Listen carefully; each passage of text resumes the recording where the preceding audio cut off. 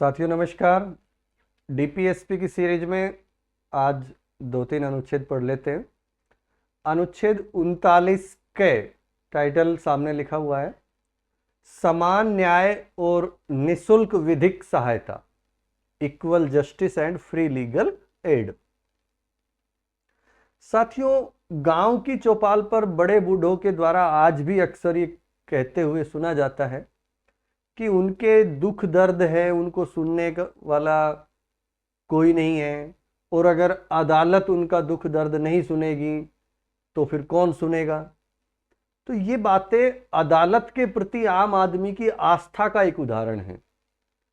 शोषण का शिकार या किसी अपराध का सताया हुआ व्यक्ति अदालत की शरण लेकर एक चैन की सांस लेता है। वो इस उम्मीद में रहता है कि आखिर वहां तो फैसला हो ही जाएगा, वहां तो न्याय मिलेगा। वह अदालत से न्याय की अपेक्षा करता है और उसे न्याय मिलता भी है।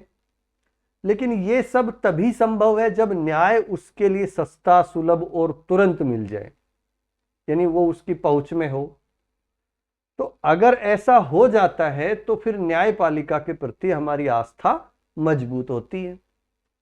लेकिन अगर इस कार्य में देरी हो जाती है या फिर वह वकीलों के दाव पेच का शिकार बन जाता है तो फिर उसे एक न्याय उसको काल्पनिक सा लगने लगता है, उसका भरोसा टूट जाता है।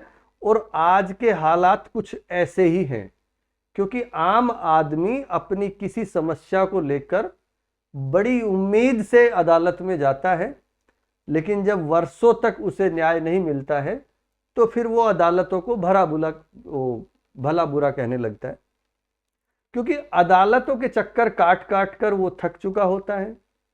उसकी कमर टूट जाती है आर्थिक रूप से, और बहुत बार ऐसा होता है कि मरते दम तक अपने मुकदमों का फैसला नहीं सुन पाता है।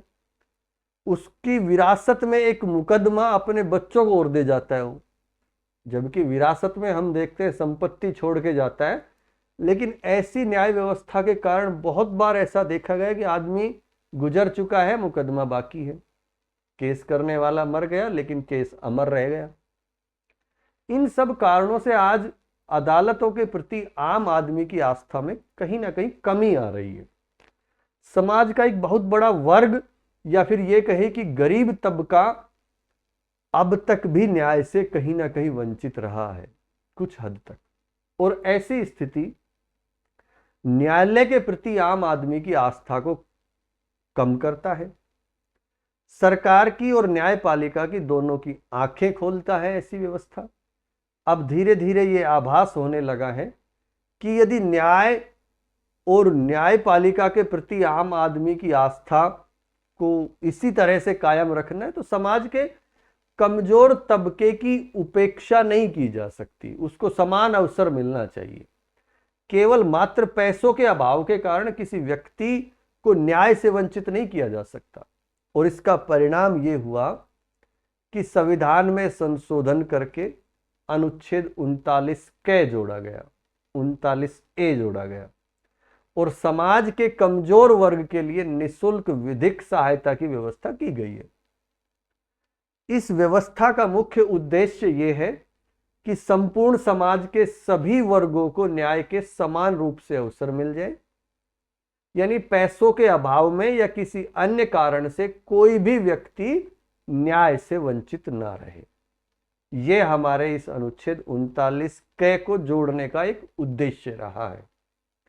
क्योंकि जब हम देख रहे हैं इसमें यह चीज लगी हुई है, तो ये शुरुआत में तो था नहीं मूल संविधान में, ये बाद में जोड़ा गया है। कब जोड़ा गया है? ये 42वें संविधान संशोधन से जोड़ा गया है। कब हुआ था ये? 1976। बहुत चर्चित है ये तो संशोधन, यानी 42वां संविधान संशोधन तो आपका पीछा नहीं छोड़ेगा, पूरे संविधान पढ़ते रहोगे, ये आपके साथ चलेगा। इसमें क्या लिखा है अनुच्छेद 39A में?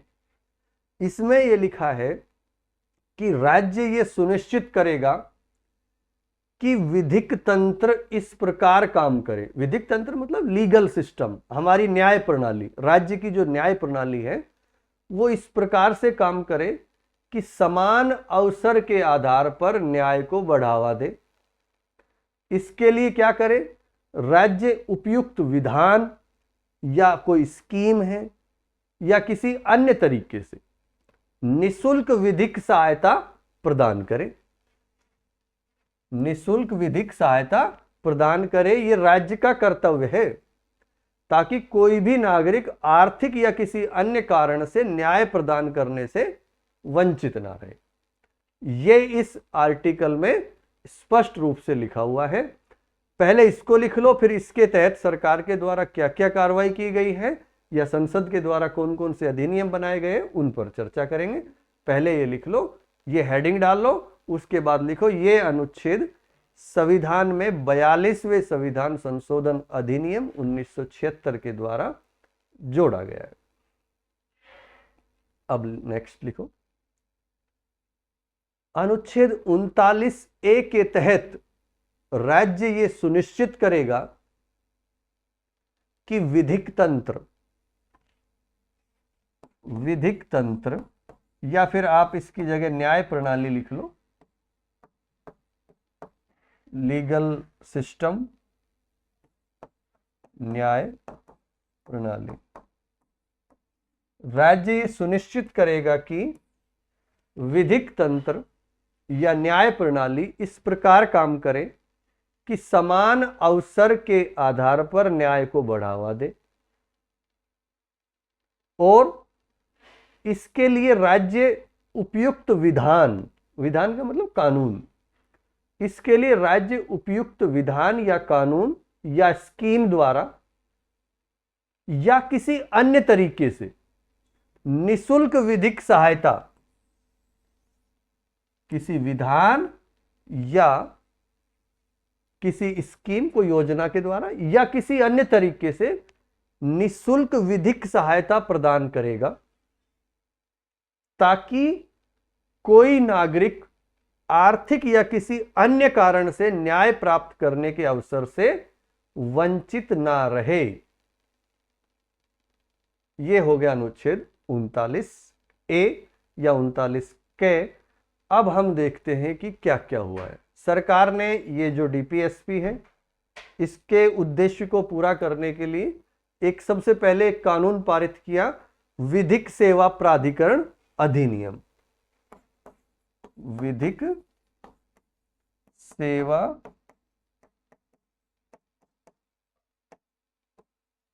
प्राधिकरण अधिनियम 1987 ये पारित कर दिया। इसको पारित करने के बाद इस अधिनियम के तहत राष्ट्रीय विधिक सेवा प्राधिकरण का गठन किया गया। नालसा आपने नाम सुना होगा खूब, नालसा, राष्ट्रीय विधिक सेवा प्राधिकरण। इस अधिनियम के तहत नालसा की स्थापना हुई, राष्ट्रीय विधिक सेवा प्राधिकरण की स्थापना हुई।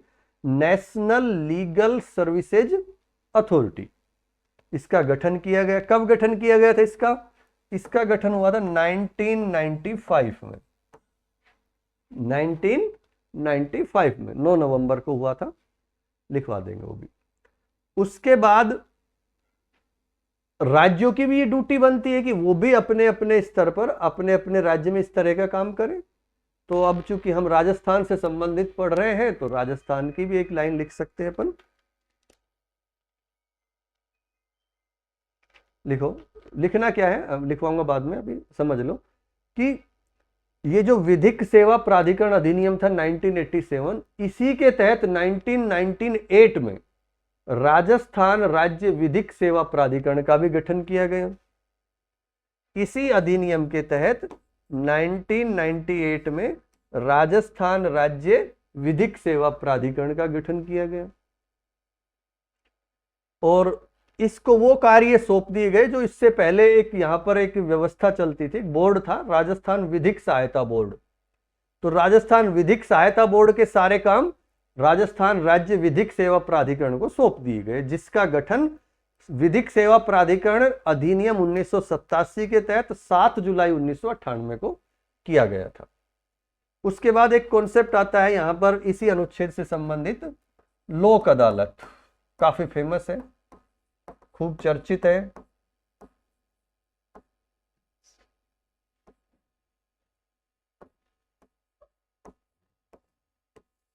लोक अदालत ये भी जो विधिक सेवा प्राधिकरण अधिनियम 1987 था, उसी के तहत लोक अदालतों को विधिक स्वरूप प्रदान किया गया है। और लोक अदालत को हम अक्सर कहते चौपाल पर न्याय होना, पंच परमेश्वर का न्याय होना, इनकी हम संज्ञा देते हैं इसको। यहां तक कि लोक अदालतों को तो सामाजिक न्याय की गंगोत्री भी कहा जाता है, क्योंकि ये एक ऐसी अदालत है जिसमें ना किसी पक्ष की जीत होती है ना किसी पक्ष की हार होती है, क्योंकि दोनों पक्षों में आपसी समझौते से फैसला होता है। इसमें कोई हार जीत का मामला नहीं होता है।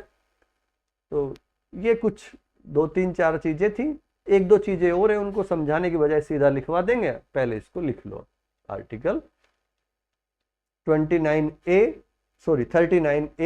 यज्ञ, और उसमें अपन समान न्याय और निशुल्क विधिक सहायता हेडिंग डाल के फिर आप लिखो यह अनुच्छेद, हाँ सॉरी ये मैंने लिखवा दिया था। इसके आगे लिखो सरकार के द्वारा डीपीएसपी के इस उद्देश्य को पूरा करने के लिए विधिक सेवा प्राधिकरण अधिनियम 1987 पारित किया है।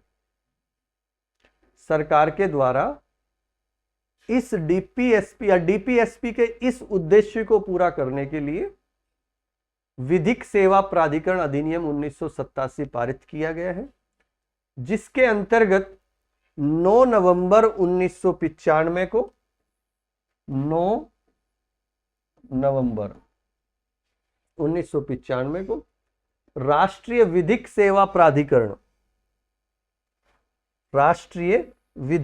प्राधिकरण NALSA, national legal services authority का गठन किया गया है। नेक्स्ट, विधिक सेवा प्राधिकरण अधिनियम 1987 के तहत ही 7 जुलाई 1998 को राजस्थान राज्य विधिक सेवा प्राधिकरण का गठन किया गया है। इसमें एक लाइन वो भी लिख लो, इसके कार्य वे ही हैं जो राजस्थान विधिक सहायता बोर्ड के थे। इसके कार्य वे ही हैं जो राजस्थान विधिक सहायता बोर्ड के थे। अब लिखो लोक अदालत हेडिंग डाल के इसी में लिखो विधिक सेवा प्राधिकरण अधिनियम 1987 के तहत ही विधिक सेवा प्राधिकरण अधिनियम 1987 के तहत ही लोक अदालतों को विधिक स्वरूप प्रदान किया गया है, कानूनी स्वरूप प्रदान किया गया है। विधिक माने कानूनी। लोक अदालतों को चौपाल पर न्याय, पंच परमेश्वर का न्याय आदि की संज्ञा दी जाती है। नेक्स्ट, इसे सामाजिक न्याय की गंगोत्री भी कहा जाता है, क्योंकि यह एक ऐसी अदालत है जिसमें ना किसी पक्ष की जीत होती है ना किसी पक्ष की हार होती है। फैसला आपसी समझौते से होता है, फैसला आपसी समझौते से होता है। इसमें 1-2 लाइन और लिख लो। लिखो सरकार के द्वारा 2017 में, सरकार के द्वारा 2017 में, और भी बहुत सारी डिटेल है लेकिन अपन इतना ही लिखाएंगे। सरकार के द्वारा 2017 में एक अन्य प्रयास भी किया गया है, जिसके तहत 3 विधिक सेवा संबंधी पहल की है। सरकार ने विधिक सेवा शुरू की है, जिसके तहत 3 विधिक सेवा संबंधी पहल की है। पहली है pro bono legal services, pro bono legal services. थोड़ा सा बता देता हूं, लेकिन आप सिर्फ इतना ही लिख लो, क्योंकि सारी डिटेल लिखना ठीक नहीं है। ये क्या है कि एक वेबसाइट आधारित प्लेटफॉर्म है जो वकीलों की स्वैच्छिक रूप से इस माध्यम से वो जुड़े इस पे और वंचित वर्गों को निःशुल्क कानूनी सहायता प्रदान करे, ऐसा इसमें प्रावधान है। दूसरी है tele law services. Tele law services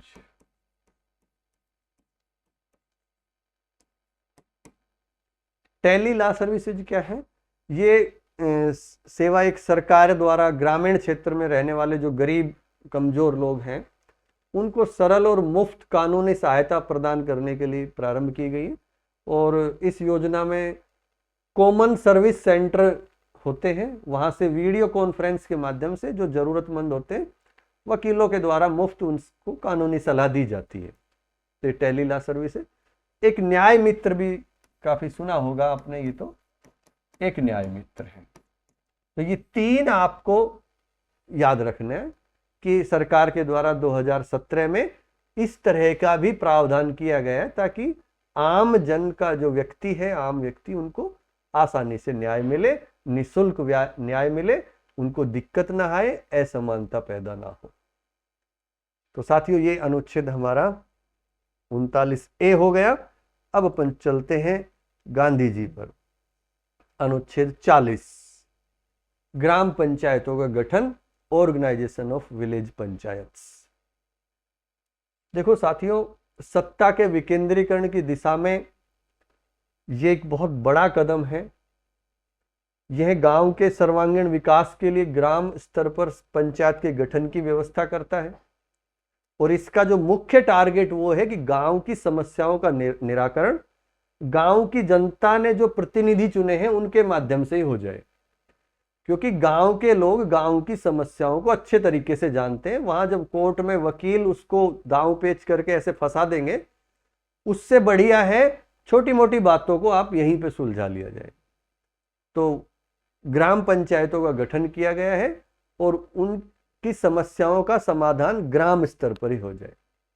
अनुच्छेद 40 ये प्रावधान करता है कि राज्य ग्राम पंचायतों का संगठन करने के लिए कदम उठाएगा, यानी उनका ग्राम पंचायतों का गठन करेगा और उनको ऐसी शक्तियां और ऐसे अधिकार या प्राधिकार प्रदान करेगा जो उन्हें स्वायत्त शासन की इकाई के रूप में कार्य करने के लिए योग्य बनाने के लिए जरूरी है। यानी स्वायत्त शासन, वो अपना शासन कर रहे हैं, एक शासन की कड़ी बना दी, शासन की तीसरी कड़ी जोड़ रहे हैं। विकेंद्रीकरण की बात हो रही है। हम देखते हैं शुरुआत में वैधानिक रूप से दो प्रकार की सरकार होती थी, एक केंद्रीय स्तर पर, एक राज्य के स्तर पर। शक्तियों का विभाजन इस तरह हो रखा था कि एक केंद्र के द्वारा सरकार चलाई जा रही है, एक राज्यों के द्वारा। 73वां 74वां जो संविधान संशोधन हुआ 1992 में, उनके बाद अब एक तीसरी कड़ी भी बन गई है जिनको संविधान में ही शक्तियों का वर्णन कर दिया गया है। तो इस तरह से विकेंद्रीकरण, सत्ता का एक और विकेंद्रीकरण हुआ है, अधिक विकेंद्रीकरण हुआ है। तो ये जब हम आगे पढ़ेंगे पंचायती राज को, वहां पढ़ेंगे। तो 40 में इतना ही है।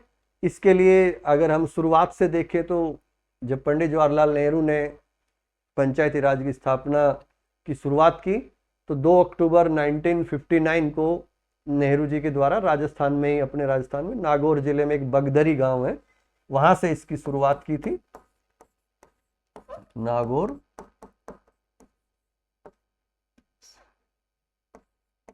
राजस्थान, नेहरू, 2 अक्टूबर 1959।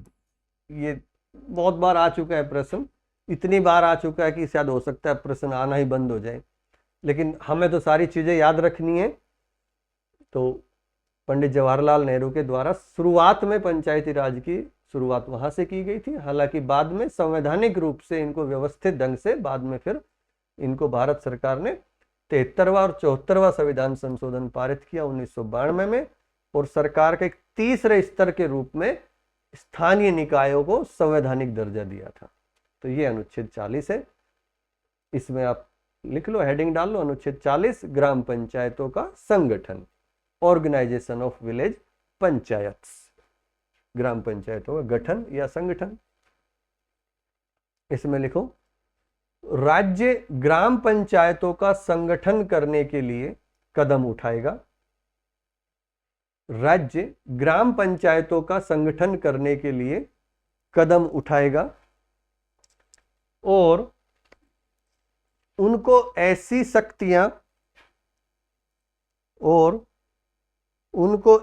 शक्तियां और प्राधिकार प्रदान करेगा जो उन्हें स्वायत्त शासन की इकाइयों के रूप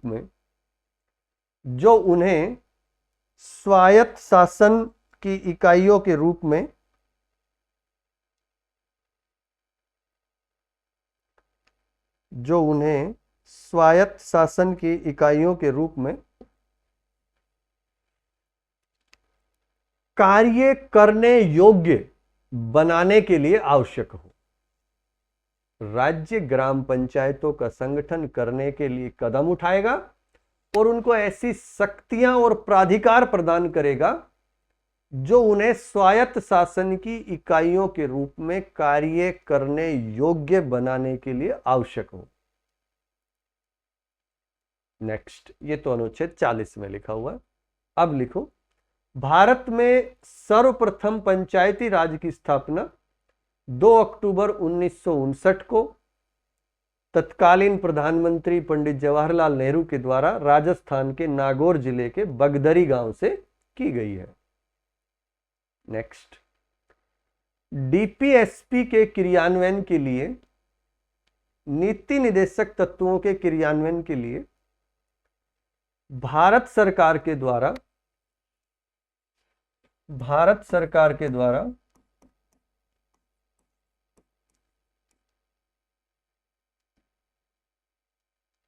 73वें और 74वें संविधान संशोधन अधिनियम 1992 पारित किए गए हैं।